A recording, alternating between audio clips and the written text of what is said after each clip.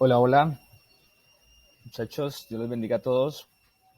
En este punto ya estamos culminando esta etapa, ya estamos viendo cómo vamos a diseñar un pensamiento fiel a la ortodoxia, pero muy relevante para este tiempo.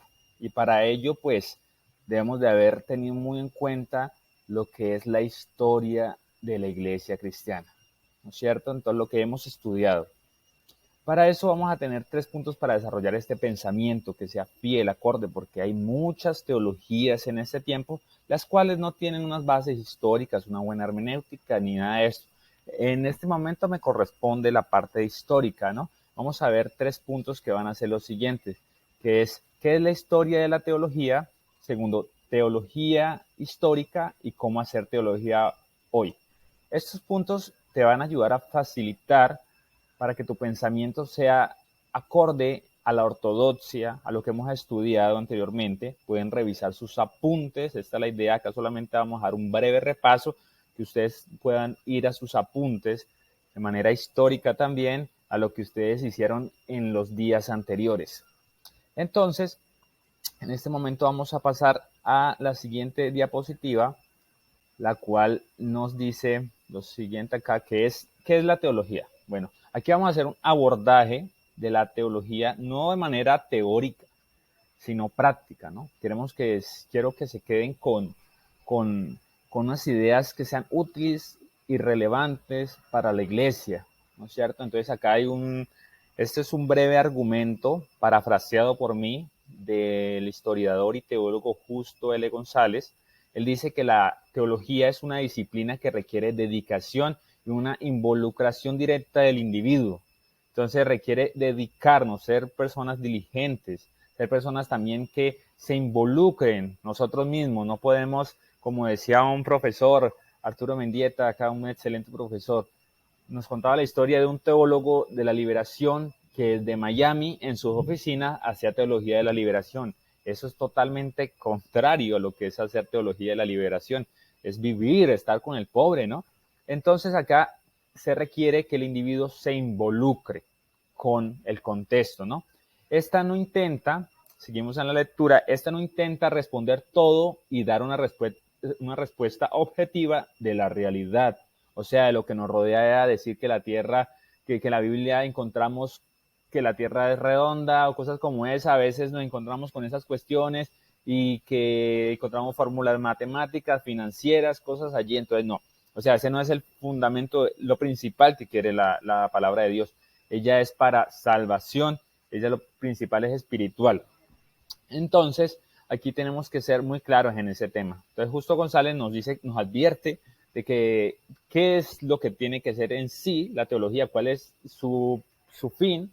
La teología, su fin debe ser el siguiente, sino que su principal función es criticar de manera buena, eso sí, o sea, una crítica constructiva y corregir la vida y la proclamación de la iglesia, que es lo ideal, ¿no? Es corregir, entonces criticar aquellas estructuras que se están quedando en desuso, todo lo que no está acorde, primeramente, a la palabra de Dios, y segundo, que está atentando contra la gente, ¿no? Hay muchas teologías que de alguna manera no nos están presentando bien y están causando más bien problemas. Entonces hay que ver, leer el contexto, lo que está pasando, pero al mismo tiempo mirando y ser fieles a la escritura, a todo lo que todas esas personas que llegamos a estudiar nos aportaron, ¿no? Entonces, y como último, la proclamación de la iglesia, lo principal es para la iglesia, para el cuerpo de Cristo, para ayudar, porque todo empieza desde el cuerpo de Cristo para ayudar a aquellos que no tienen a Cristo en su corazón por medio de cosas, por medio de la palabra, que es lo principal. Entonces, esa es la función de la teología. Vamos a ver otro punto acá, que es teología histórica. Bueno, también lo abordaremos este punto. Hay muchas teologías contextuales, hay teología hermenéutica, hay teología diferente, ¿no? Liberal, de la liberación.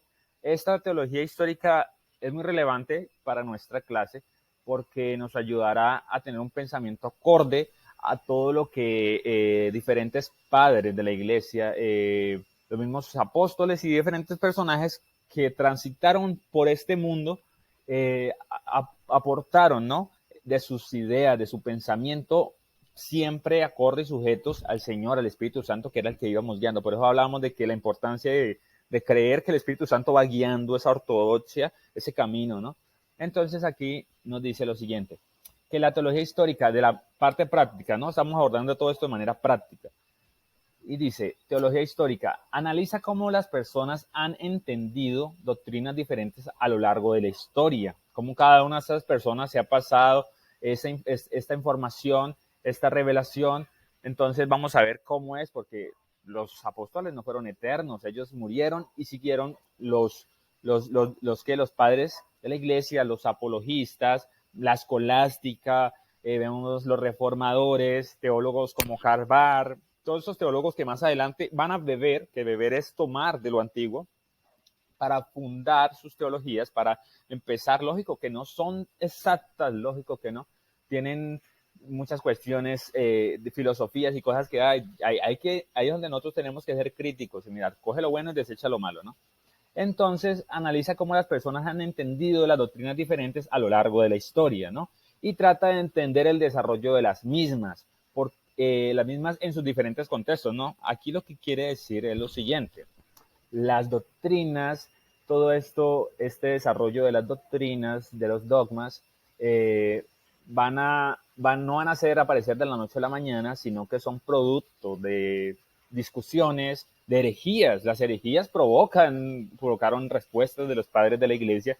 Es interesante ver cómo algunas herejías empezaron a formularse de manera filosófica y eso causó de que los padres de la iglesia tuvieron que hacer una respuesta, ¿no?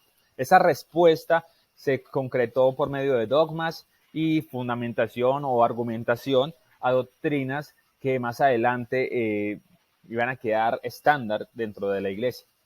Entonces, vamos a ver, porque también hay un reconocimiento cómo los cambios dentro del cristianismo han afectado diferentes doctrinas y hay diferentes cambios y eso de pronto ya lo vimos dentro de los paradigmas, ¿no? Hay diferentes paradigmas dentro de la iglesia. Antes estaba dentro de un contexto judío, contexto romano, helénico, más adelante vamos a ver la modernidad. Todo esto, la iglesia está transitando dentro de periodos y paradigmas que van cambiando a lo largo de la historia, ¿no? Entonces será muy interesante tener esto muy en cuenta, ¿no?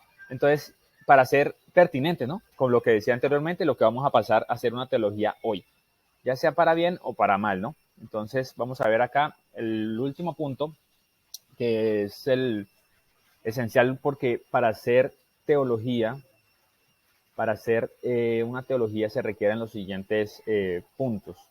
Bueno, esto es acá una breve periodización de cómo se puede uno describir de pronto los periodos, ¿no? Pero nosotros tenemos un abordaje mucho más amplio, digamos, tomamos puntos por puntos y es mucho más amplio. Si lo quieren tomar, lo pueden apuntar, pero la idea es que de pronto miremos los apuntes de nosotros, ¿listo?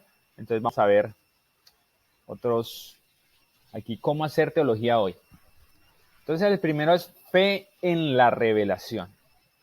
Entonces la fe, o sea, aquel que se acerca a hacer teología, no puede ser un filósofo ateo, no puede ser una persona incrédula, ¿no?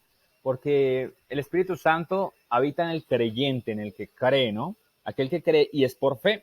¿Y en fe en qué? ¿En la nada? No, la fe en la revelación. ¿Cuál revelación? En la Escritura. En algo ya es un conocimiento previo, ¿no? Entonces, desde Génesis hasta Apocalipsis, todo lo que vemos como lo que es el canon, esto nosotros tenemos que tener esa fe dentro de esta revelación. Entonces, pasamos al siguiente punto para que tengan en cuenta para desarrollar su pensamiento teológico acorde a ese tiempo y fiel a la ortodoxia, ¿no? El segundo es reflexión. Entonces, el ser humano reflexiona de lo que acontece, ¿no?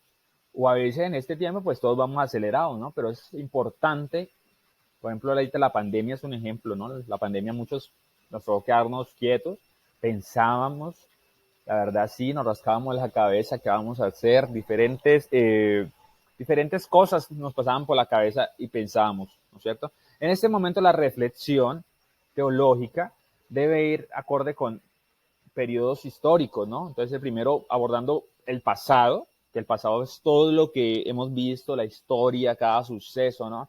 Pero dentro de eso, teniendo en cuenta cómo la iglesia afrontó eso, ¿no? Es nuestro ejemplo, cómo la iglesia afrontó cada periodo, teniendo en cuenta también que estamos en un presente totalmente diferente al de ellos, ¿no? ¿No es cierto? Ya no es un contexto judío, helénico, así, ya todas esas ideas todavía están aquí, muchas ideas de esas, pero los tiempos cambian, ¿no? Entonces hay que coger allí y poder leerlos, ¿no es cierto? E interpretarlos para este tiempo. Entonces hay que ver del pasado, del presente y mirar hacia el futuro, en cómo nos puede ayudar esa reflexión. Entonces ya sabe que es fe más reflexión. Y siguiente, empieza a escribir.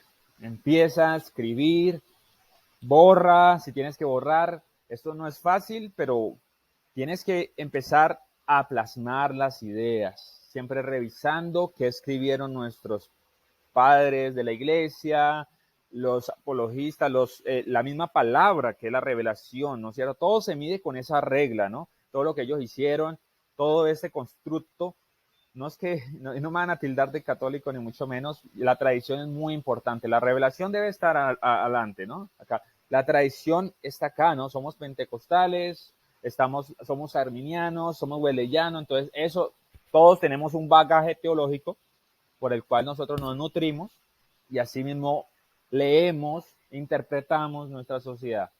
Entonces, el otro es ya practicar. Después de que tú has escrito, no quiero manejar ningún estándar, solamente escribe y desarrolla ya a tu propio gusto, sin un esquema apropiado. De pronto ya tú verás cómo lo organizas y inicias ya a practicar, ¿no es cierto? Entonces, de pronto a desarrollarlo dentro de tu iglesia. Entonces, por ejemplo, un tema para hacer teología hoy. Vimos videos anteriores acerca de ecología, entonces pueden tener un tema de ecología, un tema de los ancianos, las mujeres embarazadas, etcétera, etcétera. Hay mucho de qué tomar. ¿Vale? Listo, entonces espero que le ayude.